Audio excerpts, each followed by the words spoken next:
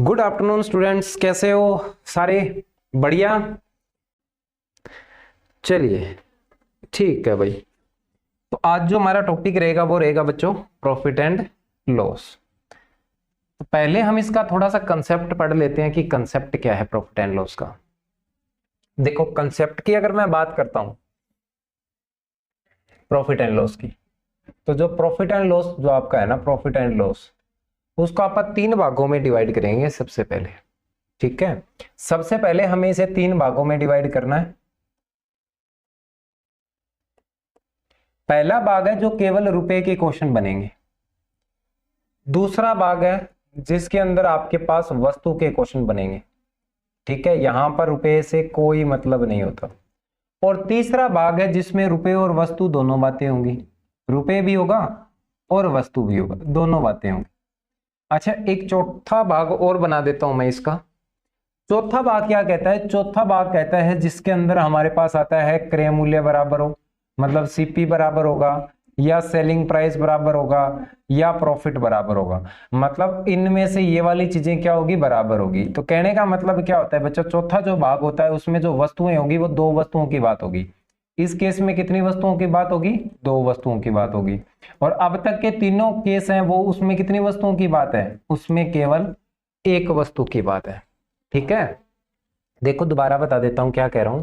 Profit and loss हमारा topic है जिसमें एक टाइप बनेगा रुपए के क्वेश्चन से, दूसरा टाइप बनने वाला है वस्तु के क्वेश्चन से, तीसरा टाइप जो बनने वाला है बच्चों वो रुपए और वस्तु दोनों के, और चौथा जो टाइप बनने वाला है जिसके अंदर हमारे पास क्या होता है, एक तो होता है कि सीपी बराबर हो, एसपी बराबर हो, या प्रॉफिट बराबर हो, या लॉस बराबर हो। कहने का मतलब दो वस्तुओं की बात होती है, जहां पर हमारे पास दो वस्तुओं की बात होती है। तो वो वाले क्वेश्चन आज हमें सॉल्व करने हैं। चलिए, तो अब हम इस टॉपिक को आगे बढ़ाते हैं। तो इस टॉपिक की खासियत क्या है बच्चों? इस टॉपिक की खासियत ये है कि सबसे पहले हम करेंगे, फर्स्ट नंबर पर हम करने वाले हैं रुपए के क्वेश्चनों को। तो फर्स्ट नंबर पर जो हम करने वाले हैं वो करने वाले हैं रुपए के क्वेश्चनों को। तो चलिए देखते हैं हम क्वेश्चनों को किस तरीके से सॉल्व करेंगे। तो मेरे पास आता है पहला क्वेश्चन। पहला क्वेश्चन क्या आता है बच्चों? पहला क्वेश्चन कहता है किसी वस्तु को 500 में बेचने पर 150 का लाभ होता है, वस्तु का क्रय मूल्य ज्ञात कीजिए। तो देखिए इसमें ना चार बातें होती है। एक होता है क्रय मूल्य। क्या होता है बच्चों? क्रय मूल्य। ये याद रखना, पहला जो पॉइंट होता है उसे आप बोलते हैं क्रय मूल्य। क्या होता है? क्रय मूल्य, जिसे आप लोग कहते हो सीपी। दूसरा जो होता है बच्चों वो होता है विक्रय मूल्य। क्या होता है बच्चों? विक्रय मूल्य। इसे आप कहते हो एसपी या सेलिंग प्राइस। इसे हम क्या कहते हैं? Selling price. क्या होता है बच्चों? Selling price. एक होता है लाभ। क्या होता है बच्चों? लाभ। और एक होती है आपके पास हानि। क्या होती है बच्चों? हानि। क्या होती है? हानि। लाभ मतलब प्रॉफिट, हानि मतलब लॉस। तो इसमें हमारे पास केवल चार ही शब्द होते हैं। ठीक है, पहला होता है क्रय मूल्य सीपी, एक होता है विक्रय मूल्य एसपी, एक होता है लाभ प्रॉफिट, एक होता है हानि लॉस। चार ही शब्द है अपने पास। तो हमें क्या करना है? सभी क्वेश्चनों को इन्हीं चार शब्दों में रखना है और क्वेश्चन को सॉल्व करना है। तो जो भी आपके पास क्वेश्चन आएगा आपने सिर्फ ये पहचानना है कि क्वेश्चन में आपको क्रय मूल्य दे रखा है बच्चों या विक्रय मूल्य दे रखा है। आपको हो सकता है क्रय मूल्य दे, हो सकता है विक्रय मूल्य दे, हो सकता है प्रॉफिट दे, हो सकता है लॉस दे। ठीक है, प्रिंस जुड़ चुके हैं। इनका जो आंसर है 350, बहुत ही बढ़िया प्रिंस। ठीक है, आपका बिल्कुल राइट आंसर है। किसी वस्तु को 500 में बेचने पर, तो इस टाइप का क्वेश्चन आपके पास आते ही आप सबसे पहले कहोगे कि हमें सबसे पहले कॉस्ट प्राइस और सेलिंग प्राइस चाहिए। क्या चाहिए बच्चों? कॉस्ट प्राइस और सेलिंग प्राइस दोनों पॉइंट चाहिए। तो आप मुझे बताओ इसमें कॉस्ट प्राइस कितना है? आप कहोगे सर ये तो हमसे पूछा ही है, मतलब कॉस्ट प्राइस की जगह मैंने लिया क्वेश्चन मार्क। उसने क्या कहा बच्चों? सेलिंग प्राइस कितना है? देखो 500 रुपए में बेचने पर, तो सेलिंग प्राइस कितना हो गया? आपने कहा सर 500 रुपए। अब हमें क्या देगा बच्चों? या तो हमें देगा प्रॉफिट। तो प्रॉफिट कब देगा? जब आप सीपी में कुछ ऐड करते हो। तो प्रॉफिट कब आएगा? जब आप सीपी में कुछ ऐड करते हो। या आएगा लॉस। तो प्रॉफिट और लॉस क्या होता है बच्चों? इन दोनों का डिफरेंस होता है।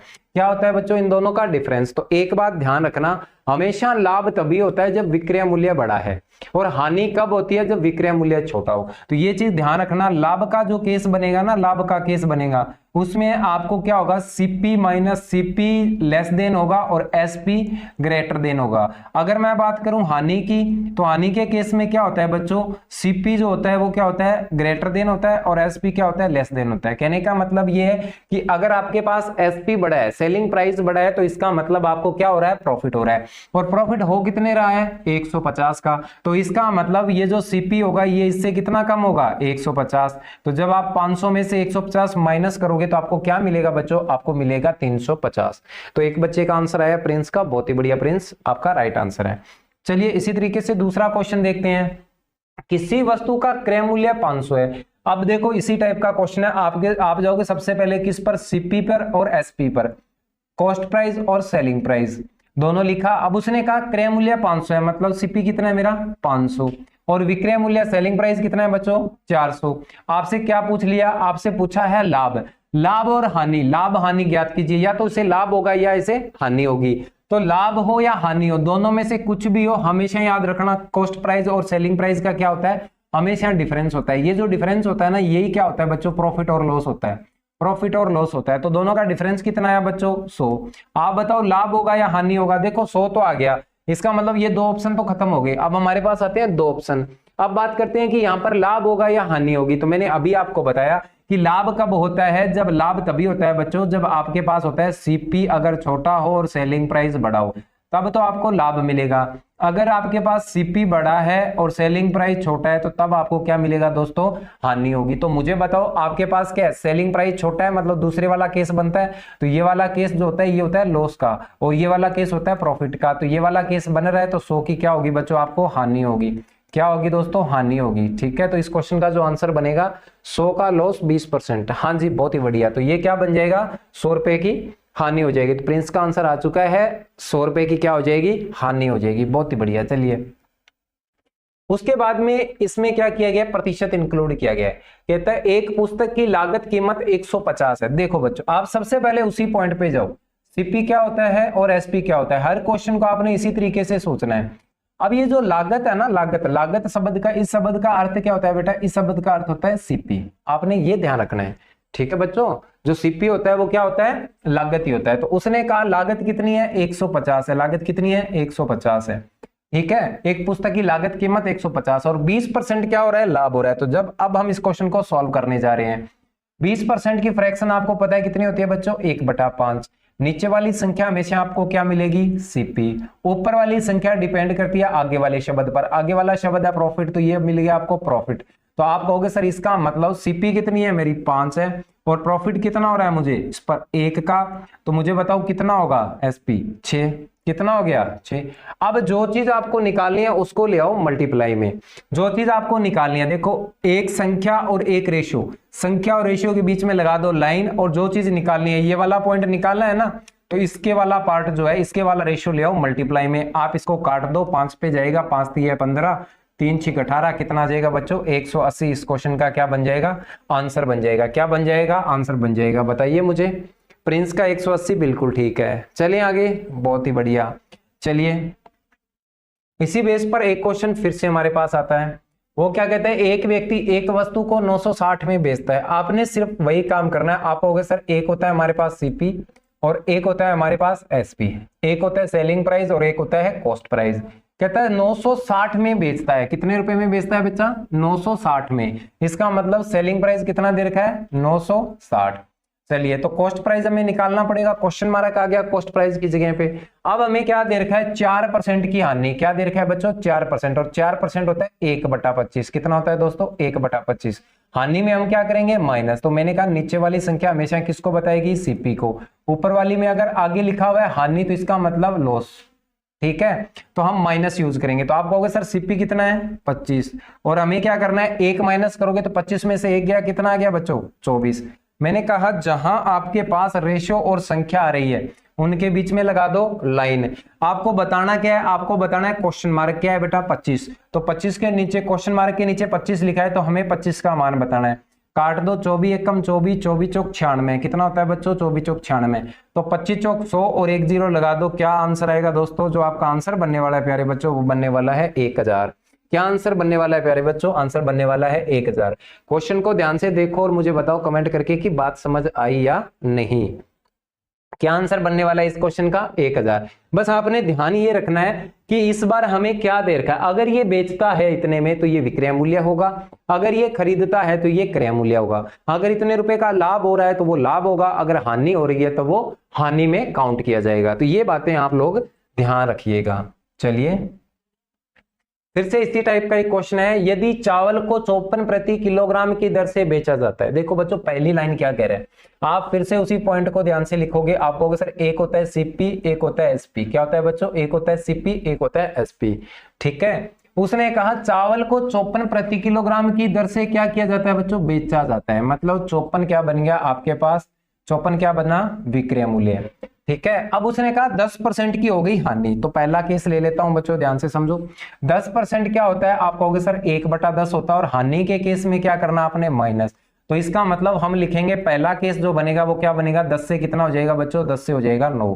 क्या हो गया? 10 से 9। सर 960 का 4% मीन्स करें तो नहीं बच्चा, आप 960 का 4% बिल्कुल नहीं कर सकते। ठीक है, मैं वापिस आता हूं उसी क्वेश्चन पर। जो आप सोच रहे हो वो गलत है। ठीक है, आप कह रहे हो इस क्वेश्चन के अंदर आप 960 का 4% निकालने की बात कर रहे हो। 960 का 4% नहीं निकाल सकते बच्चा। अगर आप 960 का 4% निकालोगे ना, 960 का 1% होता है 9.6। ठीक है, इसका 4% हो गया बच्चों 6 चौक 24, बच गया 2, 9 चौक 36 और 2 38। तो इसका जो 4% होगा वो कितना होगा बच्चों? 38.4 होगा।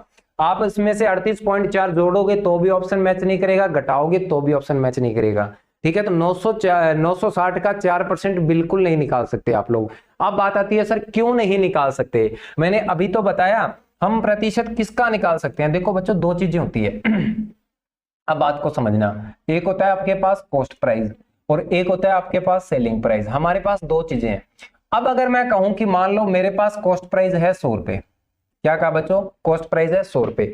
अगर मैं कहता हूं इस 100 रुपए में आपके पास क्या हो रही है? आपको 20% की हो रही है वृद्धि। ठीक है, क्या हो रहा है? मतलब 20% लाभ पर बेच रहा हूं। तो आप कहोगे सर इसका 20% हम निकाल लेंगे, कोई दिक्कत नहीं है। इसका क्या निकालेंगे बच्चों? 20% निकालेंगे। आप कहोगे सर इसका 10%, 10 तो 20%, 20। तो इसका मतलब 20 रुपए का मुझे क्या हो गया? लाभ। तो मेरे पास कितना आएगा सेलिंग प्राइस? आप कहोगे सर सेलिंग प्राइस आया 120 रुपए। ये जो आंसर है ये बिल्कुल ठीक है। लेकिन अगर मैं यही क्वेश्चन आपको फिर से देता हूं, सेम क्वेश्चन मैंने आपको फिर से दिया, मैंने कहा मान लेते हैं हमारे पास आ गया, एक आ गया कॉस्ट प्राइस, एक आ गया सेलिंग प्राइस। लेकिन इस बार मैंने क्या कहा बच्चों? मेरे पास जो सेलिंग प्राइस है वो कितना है? 120 रुपए। और मेरे को क्या हो रहा है बच्चों? मेरे को 20% का क्या हो रहा है इस पर? लाभ। क्या हो रहा है? 20% का लाभ। तो अगर आप लोग ये सोच रहे हो कि मैं क्या करता हूं इस 20% का क्या निकाल लेता हूं, इसका 20%, तो इसका 10% हो गया 12, 20% कितना हो गया? 24। तो यदि आप इसमें से 24 माइनस करोगे तब तो आएगा 96। कितना आया? 96। अगर आप इसमें 24 प्लस करोगे तब आएगा 144। तो दोनों ही केस में हमारा क्वेश्चन गलत है। क्यों? क्योंकि हम तो लेके चले थे 100 को। तो कभी भी विक्रय मूल्य का प्रतिशत नहीं निकलता। ठीक है, प्रतिशत हमेशा मूल संख्या का निकलता है या कॉस्ट प्राइस का निकलता है। किसका निकलता है बच्चों? कॉस्ट प्राइस का प्रतिशत निकलता है। सेलिंग प्राइस का प्रतिशत आप कभी नहीं निकालोगे, इस बात का रखना ध्यान। ठीक है, सेलिंग प्राइस का प्रतिशत आप लोगों ने कभी नहीं निकालना है। यहीं से तो हमारा क्वेश्चन गलत करवाता है, यही तो कारण होता है कि जहां से क्वेश्चन गलत होता है। इसलिए मैंने क्या बोला? मैंने कहा इस 20% को आप किस तरीके से करो, इसी 20% को आप इस तरीके से सॉल्व करो। जब आप इसी 20% को लिखोगे ना 1/5, और यहां पर भी आपने 20% को क्या लिखा? 1/5। तो मैंने क्या कहा? नीचे वाली संख्या कॉस्ट प्राइस होती है, मतलब हम सीपी के नीचे लिखेंगे 5 और आगे चलकर क्या हो जाएगा 6। यहां पर भी मैंने वही काम किया है, सीपी के नीचे लिखा 5 और आगे चलकर क्या बन गया 6। तो जब आप इसे काट दोगे ना तो ये क्या बनेगा? देखो ध्यान से, ये जो 120 है ना आपका, आप देखो इसको बना के, ये 120 के बटा में कितना आ गया? 6, और गुणा में क्या निकालना आपने? 5। तो काट दो, 6 कम 6, 6 दूनी 12, 20 5 कितना गया बच्चों? 100। तो इस पैटर्न का क्वेश्चन था वो आपका। ठीक है, नमस्कार सर जी, नीरज कुरुक्षेत्र जुड़ चुके हैं, नमस्कार नीरज। ठीक है, चलो तो बात बताओ समझ आई कि नहीं आई। तो इस पैटर्न पर क्वेश्चन था, इस केस में क्या था बच्चों, सेलिंग प्राइस। तो ध्यान रखना मैंने दोनों क्वेश्चन के अंदर जो प्रतिशत वैल्यू है वो सीपी के नीचे लिखी है। दोनों क्वेश्चनों में जो प्रतिशत वैल्यू है वो सीपी के नीचे लिखी है। क्यों? क्योंकि हमेशा प्रतिशत निकलता है वो कॉस्ट प्राइस का, सीपी का, क्रय मूल्य का निकलता है, लागत मूल्य का निकलता है, कभी भी विक्रय मूल्य, बिक्री मूल्य और जिस कीमत पर बेचा जाए उसका नहीं निकलता। तो मैं ये आशा करता हूं कि ये बात आपको समझ आई होगी। ठीक है, हम फिर से क्वेश्चन पर आते हैं। आपने क्या कहा, यदि चावल को 54 प्रति किलोग्राम की दर से बेचा जाता है, तो मैंने लिख दिया सेलिंग प्राइस 54 है। उसने कहा 10% की हुई हानि, तो मैंने लिखा 1/10। तो देखो नीचे वाली संख्या को मैंने सीपी ही लिखा है बच्चों, तो मैंने नीचे वाली संख्या को लिखा सीपी के नीचे 10 और 10 से कितना हो गया 9। क्यों? क्योंकि यहां पर क्या हुआ, हानि। अब वो क्या कह रहा है, 20% का उसे क्या चाहिए, लाभ। तो 20% की फ्रैक्शन होती है 1/5। अगर आपको लाभ चाहिए तो आप करोगे प्लस, लेकिन फिर से मैं वही बात बता रहा हूं, नीचे वाली संख्या तो सीपी ही होगी। ठीक है, नीचे वाली संख्या क्या होगी बच्चों, सीपी ही होगी। नीचे वाली संख्या क्या होगी, सीपी। तो आप क्या कहोगे, आप कहोगे सर इसका मतलब 5 से कितने में आएंगे, कितने में बेचना है, 5 के पीछे कितने में बेचोगे। आप कहोगे सर हम बेचेंगे इसे 6 में। कितने में बेचोगे, 6 में। तो मुझे बताओ बात समझ आई कि नहीं आई, यहां तक मुझे बताओ किसी बच्चे को समझ आई कि नहीं है। अब बात को ध्यान से समझना, समझने वाली बात अब स्टार्ट होती है। कहानी क्या है कि ये है हमारी सीपी, और सीपी के लिए मैंने एक बार नीचे लिखा है 10 और एक बार लिखा है 5। एक बात ध्यान रखना, जब भी आपको विक्रय मूल्य देकर विक्रय मूल्य पूछा जाए, बिक्री मूल्य ही आपको दे रखा है और बिक्री मूल्य ही चावल प्रति किलोग्राम कीमत क्या होगी, मतलब बिक्री मूल्य पूछा जाए, तो ये जो सीपी है ना, ये क्या होना चाहिए बच्चों, ये जो सीपी आपका ये क्या होना चाहिए, ये होना चाहिए बराबर। क्या होना चाहिए, बराबर। तो हमारा जो काम है वो क्या है, सीपी को बराबर करना। तो बराबर करने के लिए मैं नीचे वाली संख्या को क्या कर देता हूं बच्चों, 2 से मल्टीप्लाई कर देता हूं। तो जब आप नीचे वाली संख्या को 2 से मल्टीप्लाई करोगे तो ये भी कितना हो जाएगा, 10 से कितना हो जाएगा बच्चों, 10 से हो जाएगा 12। अब ये वाली कंडीशन बराबर होगी। अब हमारा वही काम, जो संख्या और रेशियो मिल रहे हैं उनके बीच में लाइन, और निकालना क्या है, निकालना तो ये वाला पॉइंट था कि कितने में बेचा जाए, तो इससे कर दो मल्टीप्लाई। तो 9 एकम 9, 9 छिक 54, 12 छिक 72 इस क्वेश्चन का आंसर बन जाएगा बच्चों। क्या आंसर बनेगा, 12 छिक 72 इस क्वेश्चन का आंसर बन जाएगा। एक बार मुझे कमेंट करके बता दीजिए कि ये बातें आपको समझ आई या नहीं। ठीक है, हर क्वेश्चन को इसी तरीके से करेंगे, करने का जो तरीका होगा वो सभी क्वेश्चनों के लिए सेम होगा। ठीक है, इसी तरीके से फिर से क्वेश्चन आया है, कहता है एक वस्तु 220 में बेचकर, किस पर बेटा, बेचकर की बात हो रही है, विक्रय मूल्य दे रखा है। अगर विक्रय मूल्य दे रखा है तो हमारा काम यही है, हम लिखेंगे एक तरफ सीपी और दूसरी तरफ एसपी। बेचकर है ना, तो सीपी और एसपी। उसने कहा 220 में बेचकर, मैंने लिख दिया 220 कहां, विक्रय मूल्य के नीचे। अब हम क्वेश्चन को स्टार्ट करने जा रहे हैं। अब क्वेश्चन को स्टार्ट करने, ये तो हमें डाटा दे रखा था 72 प्रिंस, बिल्कुल ठीक है। अब हमें डाटा दे रखा है, उसे स्टार्ट करें। 10% क्या होता है बच्चों, लाभ। 10% होता है 1/10 और लाभ का मतलब प्लस। तो आप पहली कंडीशन लिखोगे 10 से कितना हो गया बच्चों, 10 से हो गया 11। अब दूसरी कंडीशन, 30% का लाभ चाहिए, वह कितने रुपए में बेचे, तो विक्रय मूल्य ही आपको दे रखा है और विक्रय मूल्य ही पूछा गया है। क्वेश्चन को ध्यान से समझना, जब विक्रय मूल्य दे और विक्रय मूल्य पूछे तब हमें ये काम करना है। तो उसने कहा 30%, और 30% होता है बच्चों 3/10, और हमें क्या करना है, लाभ ही लेना है, तो लाभ लेना है तो प्लस कर देंगे, लाभ ही तो है ना, तो प्लस कर दोगे। तो आप कहोगे सर 10 से कितना बन गया, ये 13। तो ये बताओ, आप मुझे बताओ जो सीपी है वो इक्वल है या नहीं है। तो आप कहोगे सर दोनों सीपी इक्वल है, कोई दिक्कत नहीं है। तो कर दो बीच वाली संख्या, जो भी आपको दे रखी है संख्या, आप कहोगे सर जो आपको रुपए दे रखा और रेशियो दे रखा है, पहले के नीचे अंडरलाइन और आगे वाले को कर ले आओ ऊपर। इसे हम काट देंगे, हमारा आंसर आ जाएगा 11 कम 11, 11 दूनी 22, 20 पे कट गया, 13 दूनी 26, मतलब 260 इस क्वेश्चन का आंसर बन गया। क्या आंसर बनेगा प्यारे बच्चों, 260 इस क्वेश्चन का आंसर बन जाएगा। क्या आंसर बनना है हमारा, 260। 13 दूनी क्या बन जाएगा बच्चों, 26, तो 260 इस क्वेश्चन का क्या बन जाएगा, आंसर बन जाएगा। चलिए आगे वाला क्वेश्चन देखते हैं। राम ने एक गाय रहीम को 20% लाभ पर बेच दी और रहीम ने इसे रॉबर्ट को 25% लाभ पर बेच दी। यदि रॉबर्ट ने 900 दिए हों तो राम ने गाय कितने रुपए में खरीदी होती। ठीक है, 260 बिल्कुल ठीक है प्रिंस, बिल्कुल आपका सही आंसर है 260। आगे वाला क्वेश्चन देखो ध्यान से, क्या क्वेश्चन है, आप मुझे बताओ इसमें 2 बार प्रतिशत दे रखा है या नहीं दे रखा। तो ये भी हमारा 2 बार प्रतिशत का ही क्वेश्चन है, तो हम इसको 2 बार प्रतिशत पर अप्लाई करेंगे तो हमारा क्वेश्चन सॉल्व हो जाएगा। देखो 20% क्या होता है बच्चों, 20% होता है 1/5। क्या होता है, 1/5। आप क्या करोगे, 1/5 लाभ है तो हम कर देंगे इसे प्लस।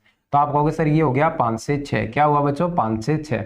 इसका मतलब ये कौन सा है, ये तो है हमारे पास राम। राम ने अगर इसे 5 में खरीदी है तो श्याम ने, सॉरी कौन है, रहीम, रहीम ने इसे कितने में खरीदी होगी, रहीम ने खरीदी होगी 6 रुपए में। अब बात को ध्यान से समझना, उसने कहा 25% लाभ। 25% क्या होता है बच्चों? 1/4।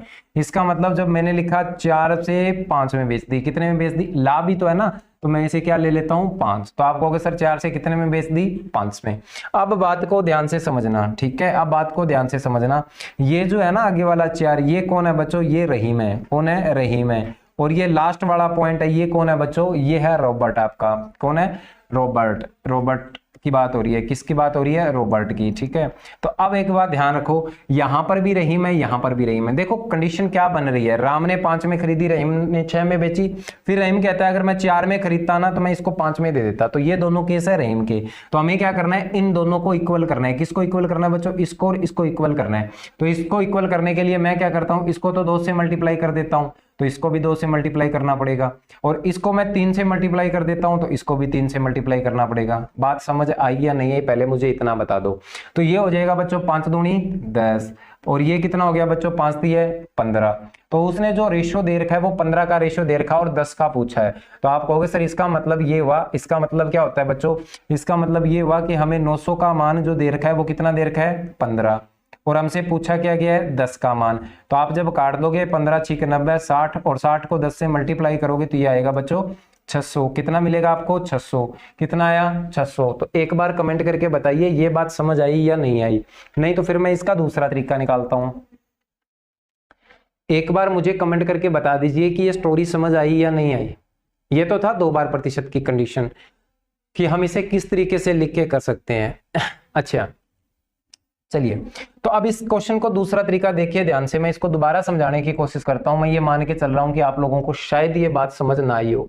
नीरज कुरुक्षेत्रा ने कहा समझ आ गया सर, प्रिंस ने भी कहा 600 आ गया। ठीक है, थोड़ा सा बता देता हूं बेटा, ध्यान से समझो। एक व्यक्ति है राम, एक व्यक्ति है राम, एक व्यक्ति है रहीम, और एक व्यक्ति है रॉबर्ट। 3 व्यक्ति है, एक कौन सा है? रॉबर्ट। ठीक है, हमने ऐसे क्यों किया वो समझ लो। अब कहानी क्या हुई बेटा? पहला का 20% लाभ, तो 20% लाभ का मतलब अगर ये 5 में खरीदता तो ये इसको 6 में बेचता। और फिर उसने क्या कहा? 25% लाभ पर बेच दी। इसका मतलब 25% की फ्रैक्शन हुई 1/4, मतलब ये 4 में खरीदता तो ये कितने में बेच देता बच्चों? 5 में। अब हमने क्या कहा? मैंने कहा रहीम या तो 6 होगा, रहीम ने 6 रुपए दिए या दिए 4 रुपए। तो मैंने क्या किया? रहीम को इक्वल कर लिया, जो बीच में है ना इसे कर लो आप लोग इक्वल। तो बीच वाले पार्ट को इक्वल करने के लिए क्या करना पड़ेगा? मैं इसका एलसीएम ले लेता हूं 12। मैंने इसको 2 से मल्टीप्लाई किया तो इसको भी 2 से मल्टीप्लाई करना पड़ेगा। इसको मैंने 3 से मल्टीप्लाई किया तो इसे भी 3 से मल्टीप्लाई करना पड़ेगा। तो ये बन जाएगा 5 दूनी 10, और ये बन जाएगा 4 तिये 12, और ये बन जाएगा 5 तिये 15। अब आपके पास जो रेशियो बना तीनों का वो ये रेशियो आ गया। तीनों में से आपको एक देगा। उसने किसका दिया? उसने कहा रॉबर्ट ने कितने में खरीदा? 900 में। और रॉबर्ट के नीचे हम क्या लिख देंगे? 900 लिख देंगे। रॉबर्ट के नीचे देखो संख्या को हमेशा ऊपर लिखना होता है। तो रॉबर्ट ने 900 में खरीदा, जिसका पूछा जाए उसको मल्टीप्लाई। तो किसका पूछा गया है? राम का। किसका पूछा गया है? राम का। तो राम ने कितने में? राम ने खरीदा है 10 में, तो 10 से हमने कर दिया मल्टीप्लाई। तो जब आप इसे काटोगे 15 6 90 60 पे कटेगा। 60 गुणा में 10 कितना होता है प्यारे बच्चों? 600 होता है। कितना होता है प्यारे बच्चों? 600 होता है। तो नीरज कुरुक्षेत्रा प्रिंस आप बताओ कि अब आप लोगों को अच्छे से समझ आया? चलूं आगे? चलिए, तो एक बार कमेंट करके बता दीजिए अगर किसी भी प्रकार की कोई भी समस्या आती है। ठीक है, इसी तरीके से अब ये जो केस बना ABC का है, बात वही है, पहले राम श्याम था, अभी ABC लिखा। क्वेश्चन सेम है। क्वेश्चन में क्या कहता है? कहता है A B को एक सूटकेस 10% लाभ पर बेचता है। तो कहने का मतलब 3 व्यक्ति हैं, एक A है, दूसरा व्यक्ति B है, और तीसरा व्यक्ति C है। 3 व्यक्ति है हमारे पास। B को एक सूटकेस 10% लाभ, कहने का मतलब ये बच्चों ये जो है इसको बेच रहा है 10% के प्रॉफिट पर। 10% के प्रॉफिट के लिए मैं ले रहा हूं प्लस। और फिर उसने क्या कहा? B ने C को 30% के लाभ पर। तो B जो है वो C को क्या दे रहा है बच्चों? 30% के लाभ पर। कितने लाभ पर? 30% के लाभ पर। ये कंडीशन दे रखी है।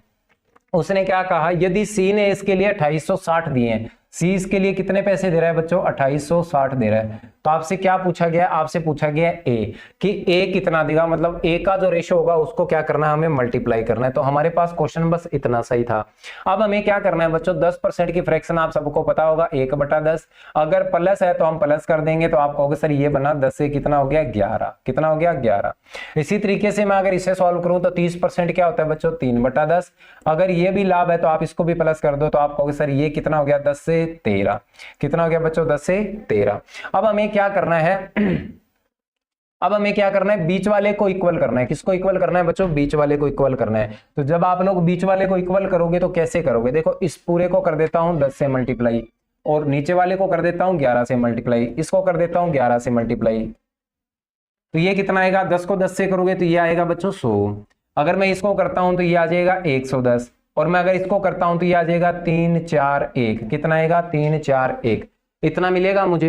अब आप मुझे बताओ रेशियो कहां है, देखो 2860 ये लिखा हुआ है, इसका मतलब हम कहां रखेंगे, 2860 के बटा में क्या रखना है, बटा में रखना आपने 143, ये वाला मान रखना है बटा में। आप कहोगे सर 143, और गुणा में क्या रखना है बच्चों, हमसे जो पूछा जाए, और हमसे क्या पूछा गया है, ए का मान पूछा गया है। ये देखो क्या पूछा गया है, ए का मान पूछा गया। प्रिंस का आंसर आ चुका है 2000, बहुत ही बढ़िया प्रिंस। ठीक है, क्या ले आएंगे, 100 को मल्टीप्लाई, देखो पूरा पूरा 2 पे जाएगा, 143 दूनी 286, और 0 हम लगा देंगे ऊपर, तो 20 गुणा 20 के साथ 2 0, 20 के साथ 2 0 मतलब 2000। इस क्वेश्चन का क्या बन जाएगा, तो प्यारे बच्चों जो इसका आंसर बनेगा वो क्या बनेगा, इसका आंसर बनेगा 2000। ठीक है, चलिए आगे वाला क्वेश्चन देखते हैं।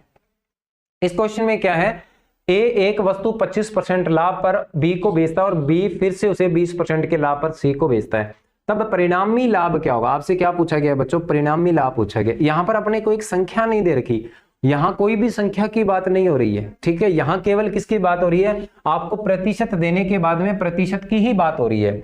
तो संख्या कब नहीं देगा, जब नहीं देगा तो पूछेगा भी नहीं। तो आप कहोगे सर यहां पर भी तो 3 की बात हो रही है, एक ए है, एक आपके पास बी है, और एक आपके पास सी है। इसने कहा पहली कंडीशन क्या कहता है, 20% का लाभ, मतलब ये इसे कितना लाभ ले रहा है बच्चों, 20% का, सॉरी 25% का लाभ, क्या है 25% का।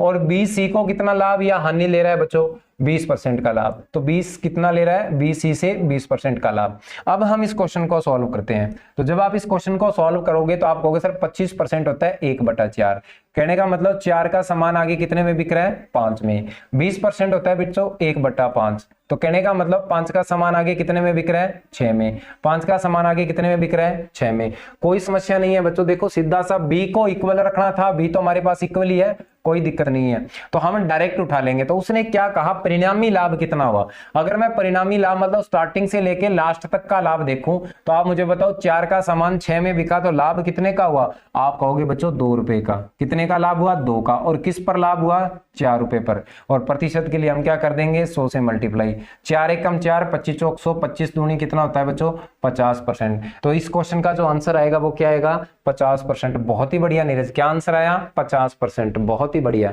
चलिए क्या आंसर आया, 50%। हाँ जी जी सर, बहुत ही बढ़िया। चलिए आगे बच्चों, चलिए आगे वाला क्वेश्चन देखते हैं। इसी टाइप का फिर से क्वेश्चन है। अच्छा, एक पहले वाले क्वेश्चन पर एक बार फिर आना आप लोग, और छोटा कर देता हूं मैं इस क्वेश्चन को। अब ये वाला क्वेश्चन देखो, आपको नहीं लगता कि ये सक्सेसिव कंसेप्ट है, ए 25% पर, बी 20% पर। अगर ये सक्सेसिव कंसेप्ट है, सोनिया जुड़ चुके हैं, गुड आफ्टरनून सर, क्लास कब शुरू हुई है सर। क्लास बच्चे आप आधा घंटा लेट हो, क्लास 3 बजे ही स्टार्ट होती है। जैसा कि मैंने बताया हम लेट नहीं होते, हमारी प्रॉपर टाइम पर ही क्लास होती है। हम 3:01 भी नहीं करते हैं। अगर नेटवर्क इश्यू होता है तो अलग बात है, अदरवाइज हम 3 बजे क्लास को स्टार्ट कर देते हैं। पर कोई बात नहीं, देर आए दुरुस्त आए, आप लोग आ चुके हो, बहुत बढ़िया है। ठीक है, हाँ अभी जुड़ जाइए, कोई समस्या नहीं है। यहीं से चीजों को समझने की कोशिश करिए और बाद में वीडियो दोबारा देख लीजिए। अब इस क्वेश्चन को देखो, दूसरा तरीका क्या है, इस क्वेश्चन को करने का दूसरा तरीका देखो। मैंने आपको प्रतिशत में एक छोटी सी बात बताई थी, शायद आप लोगों को पता हो, क्या बच्चों, प्लस और मल्टीप्लाई। क्या बताया था बच्चों, प्लस और मल्टीप्लाई। अब हम उन बातों को याद करते हैं, उनको याद करके क्वेश्चन को सॉल्व करने की कोशिश करते हैं। अब प्लस मल्टीप्लाई क्या कहता है बच्चों, प्लस मल्टीप्लाई ये कहता है कि एक बार संख्या को प्लस करना है और एक बार संख्या को क्या करना है, मल्टीप्लाई करना है, और एक सिंबल आपको बीच में लगाना है। अब बीच वाला सिंबल कैसे डिसाइड होगा, बीच वाला सिंबल डिपेंड करता है कि दोनों सिंबल सेम है क्या। अगर लाभ लाभ लिखा हुआ है तब तो आप प्लस यूज करोगे, अगर हानि हानि लिखा होता तब भी आप प्लस यूज करते। ठीक है, अगर लाभ और हानि दो अलग अलग बातें होती तो यहां पर हम क्या लगाते बच्चों, माइनस। तो अब हमें क्या करना है, इस क्वेश्चन को सॉल्व करना है। तो देखो कैसे सॉल्व करोगे। तो पहला नियम है प्लस का, और प्लस का नियम क्या कहता है, इन दोनों को जोड़ दो। सेम सिंबल है ना, कोई दिक्कत नहीं है, जोड़ दो। 25 और 20 कितना होता है बच्चों, 25 और 20 होता है 45। और अब आपने क्या करना है, 25 को 20 से मल्टीप्लाई कर दो, 25 दूनी 50 कितना हो जाएगा बच्चों, 500। एक छोटा सा पॉइंट क्या है, 2 अंक छोड़ के अगर लास्ट में देखो मल्टीप्लाई के साथ ये वाला काम करना है। ठीक है, ये मल्टीप्लाई है ना, इसके साथ ये वाला काम करना है। ठीक है, 2 अंक छोड़कर पॉइंट या 2 जीरो है तो इसे क्या कर दो, काट दो। अगर आपके पास कोई भी संख्या है तो 2 अंक छोड़कर पॉइंट लगाओ, अगर संख्या नहीं है 2 जीरो है तो इसे काट दो। आप मुझे बताओ 45 में 5 जोड़ोगे तो कितना मिलेगा, आप कहोगे सर 45 में 5 जोड़ेंगे तो हमें मिलेगा 50। तो ये बातें आप अपनी भाषा में, अपनी लैंग्वेज में यहाँ पर लिख लेना। तो तीसरा जो पॉइंट है ना, थर्ड जो पॉइंट है वो आप लिख लेना बच्चों। तीसरा पॉइंट क्या है, 2 अंक छोड़कर पॉइंट, ठीक है, 2 अंक छोड़कर पॉइंट, ये बात आप लिख लेना, ठीक है, छोड़कर पॉइंट लगाना है, छोड़कर पॉइंट। तो ये आप अपनी भाषा में लिख लेना बच्चों, ताकि ये बातें आपको याद रहे, ठीक है। आगे वाला क्वेश्चन भी इसी बेस पे था, इसलिए मैंने आपको ये पॉइंट करवा दिया। हम अब डायरेक्ट इसी पॉइंट से इस क्वेश्चन को करके देखेंगे, क्योंकि इसी पॉइंट से ये वाला क्वेश्चन आप लोगों के लिए बहुत आसान हो जाएगा। देखो मैंने क्या पॉइंट बताया आप लोगों को, मैंने कहा बच्चों पहले प्लस और फिर मल्टीप्लाई, और इसके बाद में हमें क्या करना है, एक तीसरा पॉइंट चेक करना है कि इन दोनों काम करने के बाद में बीच में कौन सा सिंबल होगा। तो बीच वाला सिंबल डिपेंड करता है बच्चों किन पर, बीच वाला सिंबल डिपेंड करता है आगे वाले शब्दों पर, कि हानि आनी हो रही है। देखो दोनों बातें सेम है तो सेम बातों के लिए आप प्लस यूज करोगे, ठीक है, सेम बातों के लिए क्या यूज करोगे, प्लस। तो पहला काम है इन दोनों को प्लस करना। तो मुझे बताओ 10 और 15 कितना हो जाता है बच्चों, तो 10 में आप 15 जोड़ोगे तो ये हो जाएगा बच्चों 25। 10 में आप 15 जोड़ते हो तो कितना हो जाएगा बच्चों, 25। अब हमें क्या करना है, 10 और 15 की मल्टीप्लाई। तो 10 और 15 की मल्टीप्लाई होती है बच्चों 150। 10 को 15 से मल्टीप्लाई करोगे तो 150। अब आप लोगों ने क्या करना है, गुणा वाले केस में, गुणा वाले केस में 2 अंक छोड़कर पॉइंट लगानी है। तो 2 अंक छोड़कर आपने पॉइंट लगाया, पहला अंक ये छोड़ा, दूसरा ये छोड़ा, और आपने क्या लगा दिया बच्चों, पॉइंट लगा दिया। तो आपको क्या मिला, आपको क्या मिला, सॉरी, अगर सेम सिंबल है तो हम प्लस यूज करेंगे, लेकिन ध्यान रखना बच्चों ये भी आनी है, ये भी आनी है, तो ये क्या बन जाएगा, ये माइनस आएगा यहाँ पे, ठीक है। तो ये छोटा सा पॉइंट, नीरज कुरुक्षेत्र का आंसर आया, बिल्कुल ठीक है।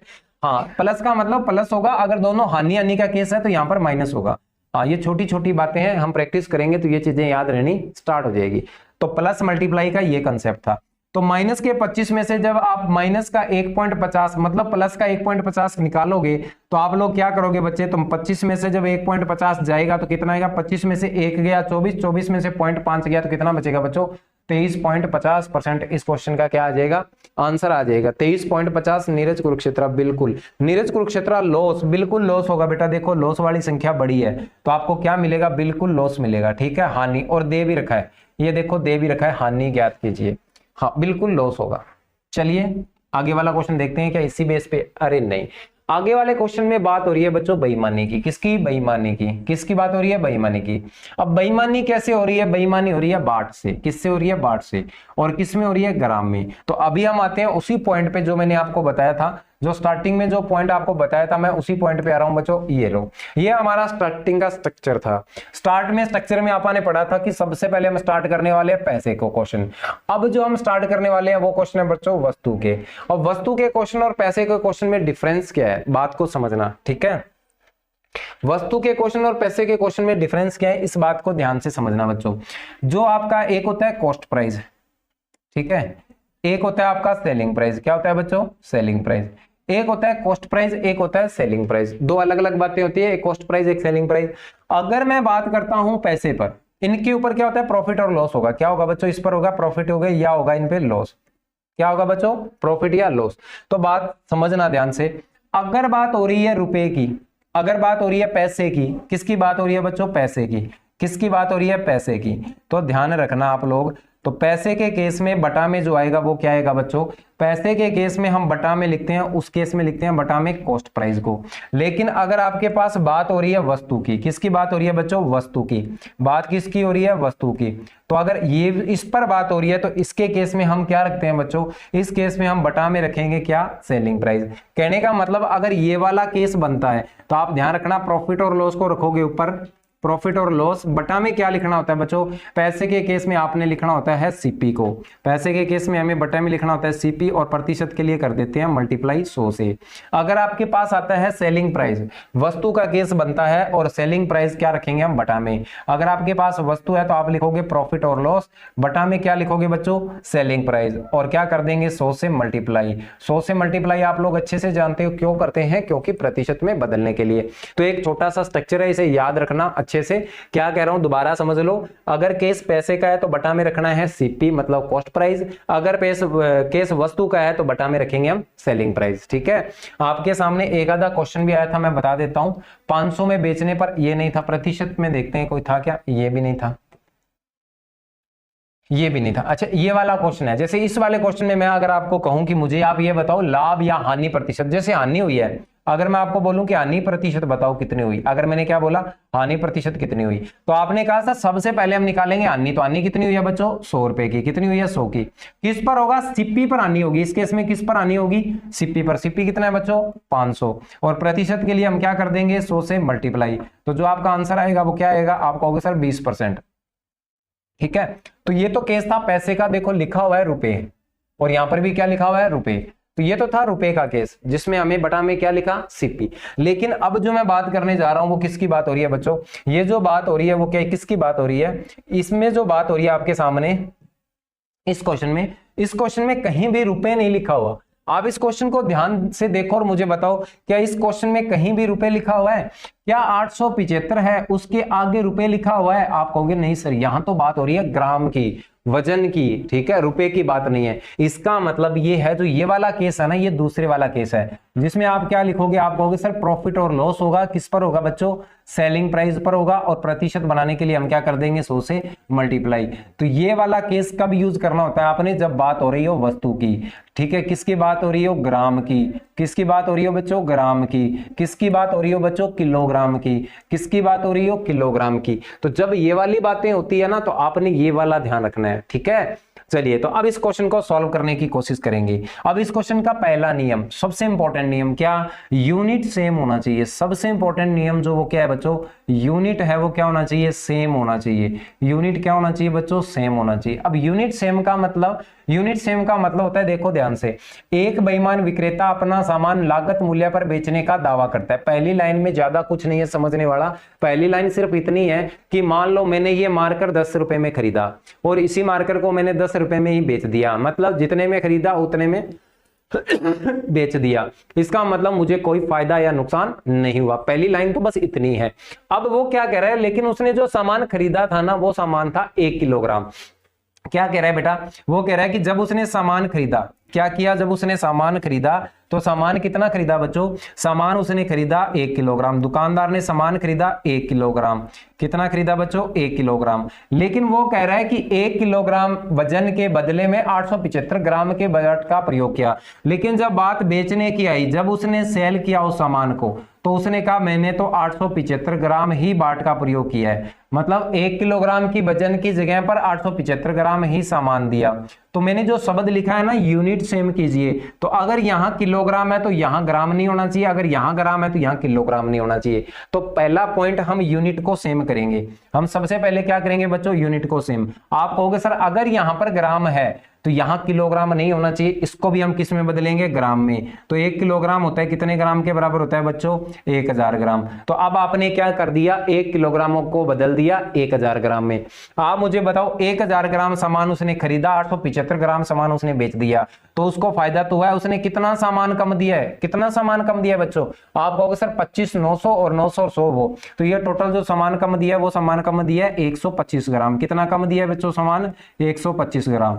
बटा में, मैंने अभी तो बताया बटा में क्या लिखा जाता है वस्तु के केस में, सेलिंग प्राइस। और सेलिंग प्राइस कितना है 875 ग्राम। कितना है बच्चों 875 ग्राम। कितना है बच्चों 875 ग्राम। और प्रतिशत बनाने के लिए हम क्या कर देते हैं, इसे 100 से मल्टीप्लाई। बस अब हमारा क्वेश्चन इतना सही है कि हमें इन्हें काटना है। क्या करना है, काटना है। तो जब आप इसको काटोगे तो कितना आएगा बच्चों, देखो ध्यान से, 25 पे काट लेता हूं तो 25 5 125। जब आप इसको 25 पे काटोगे तो 25 3 75, कितना आएगा 25 3 75। और फिर आप काटोगे तो बच गया कितना बच्चों 75 12 125, 25 5 125। 5 पे काटोगे 5 एकम 5 5 7 35, तो कितना आएगा बच्चों 100/7। और 100/7 तो सब बच्चों को पता होता है कितना होता है, 14 से 2/7%। 100/7 14 से 2/7%। प्रिंस का बिल्कुल ठीक आंसर, प्रिंस का आंसर बिल्कुल ठीक आया है। मुझे बताओ एक बार ये बात समझ आई या नहीं आई। तो ये छोटे छोटे पॉइंट है जिन पॉइंटों को आपको ध्यान से समझना है। ठीक है, चलिए आगे क्वेश्चन दे रखा है कि राम ने 2 घोड़े समान कीमत पर बेचे। ये वाले क्वेश्चन का आंसर मुझे पता है आप लोग आराम से दे दोगे, कोई समस्या नहीं है। एक बार इस क्वेश्चन का आंसर देके बता दीजिए अगर आपको ये क्वेश्चन समझ आया तो। कह रहा है राम ने 2 घोड़े समान कीमत पर बेचे, एक में उसे 10% का लाभ हुआ और दूसरे में उसे 10% की हानि हुई। राम को कुल कितना लाभ अथवा हानि हुई? तो ऐसे क्वेश्चन को करने का जो तरीका होगा बच्चों, देखो ध्यान से, आपने देखना है कितने सामान की बात हो रही है, 2 घोड़े, और क्या बात हो रही है, समान कीमत। मैं फिर से उसी पॉइंट पे आ रहा हूं बच्चों, स्टार्टिंग में आपको बता देता हूं क्वेश्चन कहां से निकला है। देखो 2 वस्तुओं की बात हो रही है और दोनों में क्या है, या तो होगा सीपी बराबर, या होगा सेलिंग प्राइस बराबर, या होगा प्रॉफिट एंड लॉस बराबर। तो उसने कहा समान कीमत पर बेचे, मतलब ये वाला केस बनता है, ठीक है, ये वाला केस बनता है पहले नंबर का। सी नीरज कुरुक्षेत्र, हाँ ठीक है सी नीरज, क्या बना दिया बच्चों, उसने कहा सेलिंग प्राइस बराबर है। तो सेलिंग प्राइस बराबर है ना, तो इस केस में हम क्या कर सकते हैं, इस केस में कर सकते हैं x स्क्वायर बटा 100।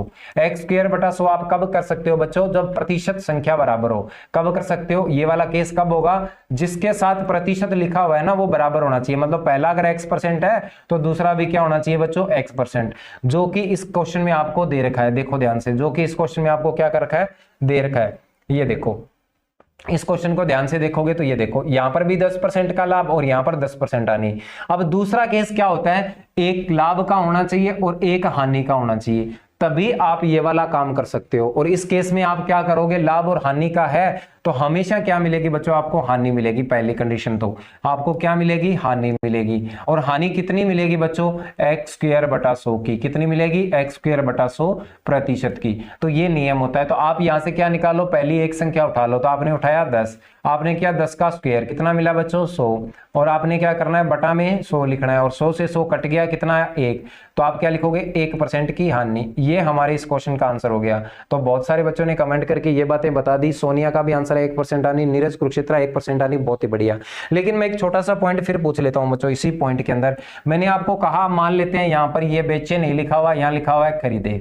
अब मुझे इस क्वेश्चन का आंसर बता दीजिए। मैंने क्या लिखा बच्चों, खरीदे। मैंने कहा राम ने 2 घोड़े समान कीमत पर खरीदे, एक ने उसे 10% लाभ हुआ और दूसरे उसे 10% की हानि हुई। राम को कुल कितना लाभ या हानि प्रतिशत हुई? तो आप प्लीज कमेंट करके मुझे इस क्वेश्चन का आंसर और दे दीजिए। आप लोग मुझे इस क्वेश्चन का आंसर और दे दीजिए कि इस क्वेश्चन का आंसर क्या होगा।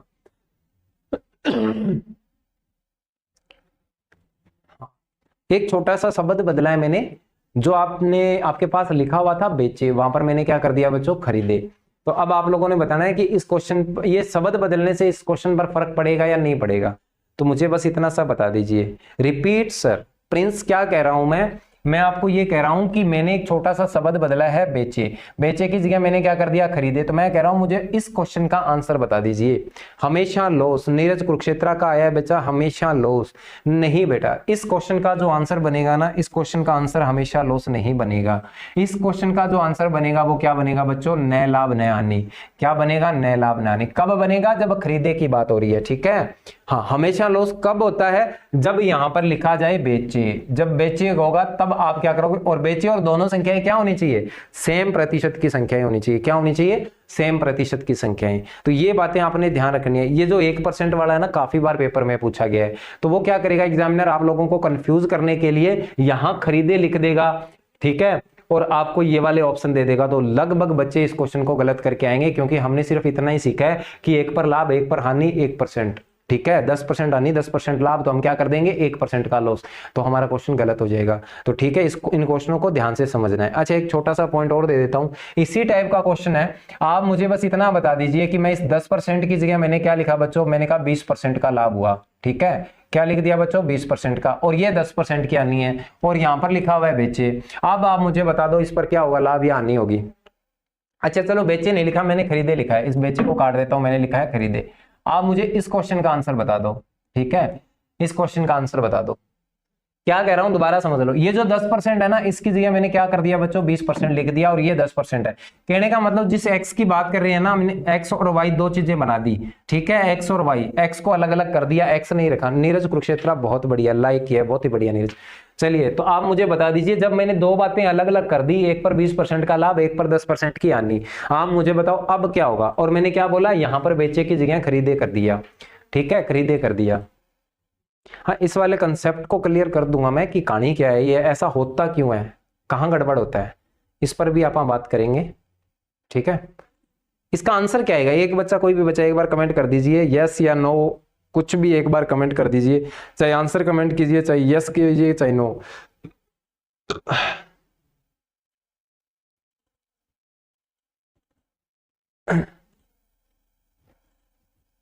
चलिए, तो इसका आंसर मैं आप लोगों को बता देता हूं, इस टाइप के क्वेश्चन को किस तरीके से करना होता है। तो आपने क्या करना है बच्चों, इन दोनों की लेनी है डिफरेंस। क्या लेना है, डिफरेंस। डिफरेंस कितना आया, 20 में से 10 गया, आप कहोगे सर 10 आया, कितना आया 10 आया, और उसको कर दो आधा। कितना कर दो बच्चों, आधा, तो कितना आएगा 5%। क्या आ जाएगा बेटो 5%। अच्छा, बात आती है 5% लाभ होगा या हानि होगा, तो ये डिपेंड करता है बड़ी संख्या क्या है। तो बड़ा 20 और 20 के आगे क्या लिखा हुआ है, लाभ, तो 5% प्रॉफिट बनेगा। क्या बनेगा बच्चों, 5% का प्रॉफिट बनेगा, 2% लॉस नहीं होगा सोनिया, ठीक है, 5% का प्रॉफिट होगा। देखो प्रॉफिट की संख्या बड़ी है और 10% की क्या हो रही है, हानि हो रही है। अच्छा, 4% लॉस नहीं होगा।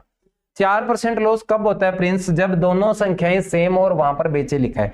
अच्छा चलो मैं इस कंसेप्ट पे आता हूं, कंसेप्ट क्या है समझो ध्यान से, ठीक है। मैंने आपको जो लास्ट पॉइंट बताया था वो क्या बताया था, मैंने कहा था एक केस बनता है जिसमें सीपी बराबर हो, पहला केस, ठीक है, मतलब क्रय मूल्य बराबर है। पहला केस मैं ये बताता हूं ये क्या है, क्रय मूल्य बराबर है, ठीक है। ये केस क्या कहता है, अगर आपके पास क्रय मूल्य आपके पास बराबर है तो क्या केस बनता है, जैसे मान लो कोई भी एक संख्या, जैसे 1 पर 10% का क्या हो रहा है, प्रॉफिट, और अगर आ रहा है 10% का लॉस, तो इस केस में आपको ओवरऑल क्या प्राप्त होगा बच्चों, अगर आपके पास क्रय मूल्य बराबर है तो ओवरऑल आपको क्या प्राप्त होगा, आपको sir no profit no loss. क्या प्राप्त होता है बच्चों, न लाभ न हानि, नो प्रॉफिट नो लॉस। क्या प्राप्त होता है बच्चों, नो प्रॉफिट नो लॉस। क्या प्राप्त होता है प्यारे बच्चों, no profit no loss. Example के तौर पर आप ठीक है सर कोई बात नहीं, एग्जाम्पल के तौर पे ले लेते हैं। देखो दो चीजें मेरे पास, कोई भी चीजें मान लेते हैं ए और बी, दो चीजें हैं, ठीक है, और दोनों की क्या है बच्चों, एमआरपी क्या है, बराबर है। या मैं कहूं एक चीज 100 रुपए की, सॉरी एक 100 रुपए की है और दूसरे भी 100 रुपए में खरीदी, मैंने दोनों को क्या किया बच्चों 100 में खरीदी, ठीक है, ये है इसका कॉस्ट प्राइस। अब मैंने क्या किया बच्चों, इनको बेचना है, तो उसने कहा एक पर आपको क्या करना है बच्चों, एक पर क्या करना है, एक पर लेना है आपको 10% का प्रॉफिट, तो इसका 10% का प्रॉफिट होता है 10 जुड़ जाता है इसमें, तो आप कहोगे सर ये जो सामान बिकेगा वो कितने में बिकेगा, 110 में। इस पर लेना है 10% का लॉस, तो ये 10 कम हो जाएगा इसमें से, तो ये बिकेगा 90 में। तो आप मुझे बताओ आपने टोटल कितने खर्च किए, खर्च कितने किए टोटल आपने, तो आप कहोगे सर हमने टोटल खर्च किए 100 200 रुपए, अपनी जेब से 200 रुपए लगे हैं, लेकिन आपको प्राप्त कितने हुए, एक पे 110 और एक पे 90, तो आपको कितने प्राप्त हुए, आपने कहा सर मुझे वापिस कितने प्राप्त हो गए 200, तो 200 ही खर्च किए 200 ही प्राप्त हुए, तो आप कहोगे sir no profit no loss, ना प्रॉफिट हुआ और ना ही लॉस हुआ, ठीक है, और नो लॉस। बताओ बच्चों बात समझ आई कि नहीं आई, ठीक है। ये केस बनता है कब, जब सीपी बराबर हो। लेकिन अगर सीपी अलग अलग हो, देखो सीपी अगर अलग अलग होता है, अगर मैं बात करूं सीपी अलग अलग है, जैसे सॉरी सीपी तो बराबर होगा लेकिन प्रॉफिट और लॉस अलग अलग है। सीपी तो बराबर है, दोनों का सीपी क्या है बच्चों, बराबर है, सीपी तो बराबर है, लेकिन प्रॉफिट और लॉस अलग अलग है, ठीक है। एक पर मान लो इस सीपी के ऊपर दो चीजें हैं, एक ए है और एक बी है, ठीक है, मान लेते हैं मैंने कहा एक ये 100 की है और ये भी 100 की है, लेकिन उसने कहा एक पर 10% का प्रॉफिट हो रहा है और एक पर 20% का लॉस हो रहा है। अब आपको क्या मिलेगा, तो मैंने जो तरीका बताया था, मैंने आपको सीधा से ये बताया था बच्चों कि आपने क्या करना है, अगर केस सीपी बराबर का है, क्रय मूल्य बराबर है, तो इन दोनों का डिफरेंस ले लो, 20 में से 10 गया, 10 बचा और उसे क्या कर दो आधा, तो ये कितना आना चाहिए 5%। क्या आएगा, अगर लॉस वाला बड़ा है तो लॉस आ जाएगा। हम इस चीज को प्रूफ करते हैं कि ये कैसे आया, तो देखो ध्यान से, आपको 10% का प्रॉफिट हुआ, तो आप कहोगे सर प्रॉफिट हुआ मतलब पहली चीज पर मुझे 10 रुपए ऐड हो गए, तो कितने का आया बच्चों 110 का। दूसरे पॉइंट की बात करता हूं तो 20% का आपको हो गया लॉस, मतलब 20 रुपए का नुकसान हो गया, तो आपने सामान बेचा 80 का।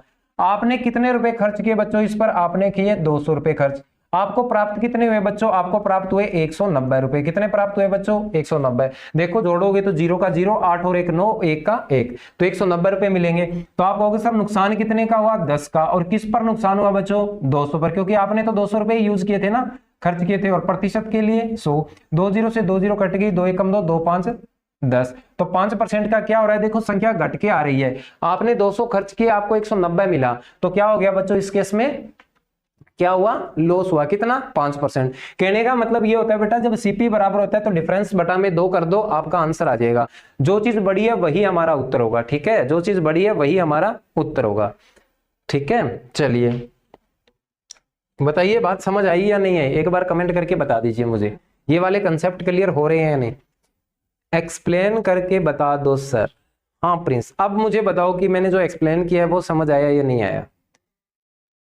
ठीक है, या आप लोग ये कहना चाहते हो कि इन्हीं क्वेश्चनों को उस तरीके से करके बता दो? आओ आप दोबारा आओ क्वेश्चनों पे, मैं आपकी बात नहीं समझ पाया कि मैं इसी क्वेश्चन को दोबारा एक्सप्लेन करके बता दूं? क्या कहना चाह रहे हो बच्चों? अगर आप ये कहना चाह रहे हो कि सर मुझे इसी क्वेश्चनों को इसी तरीके से एक्सप्लेन करके बता दो कि ये किस तरीके से होता है, चलो मैं आपको बता देता हूं इसमें लॉस कैसे होता है, प्रॉफिट कैसे होता है।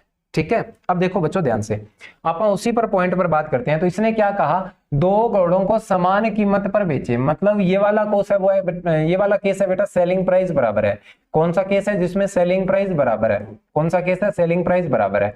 अगर सेलिंग प्राइस बराबर है उसका प्रतिशत भी बराबर है। देखो ध्यान से, तो सेलिंग प्राइस आपके पास बराबर है तो आपने क्या किया इसे सॉल्व किया। देखो पहले आपने लिया 10%, 10% की फ्रैक्शन होती है 1/10, और पहले क्या हुआ बच्चों, पहले पर प्रॉफिट हुआ तो आपने लिखा प्लस, तो आपने लिखा 10 से कितना हो गया बच्चों, 10 से हो गया 11। ठीक है, तो ये हमारा कॉस्ट प्राइस है और ये क्या है बच्चों, हमारा सेलिंग प्राइस, तो ये हो गया सेलिंग प्राइस।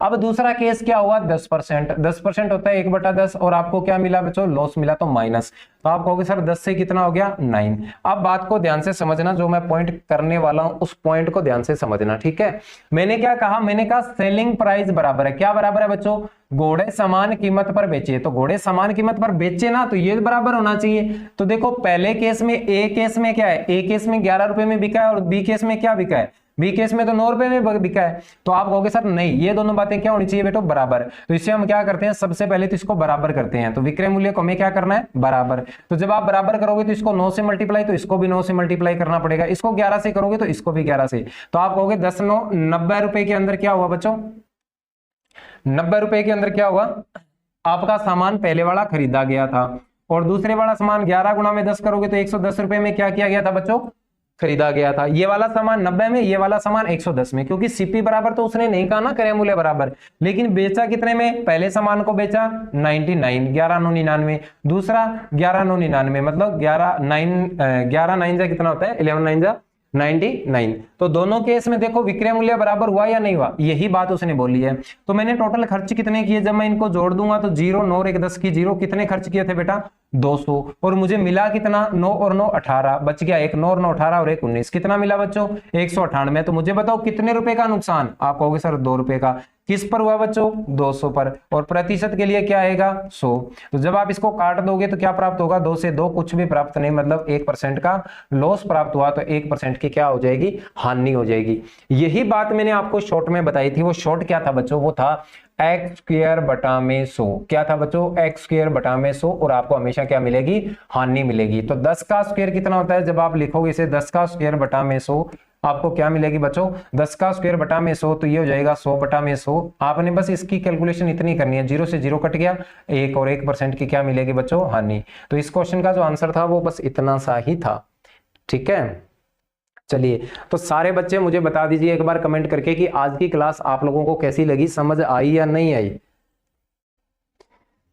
चलिए, तो बाकी मिलते हैं बच्चों कल, ठीक है, ओके, बाय बाय।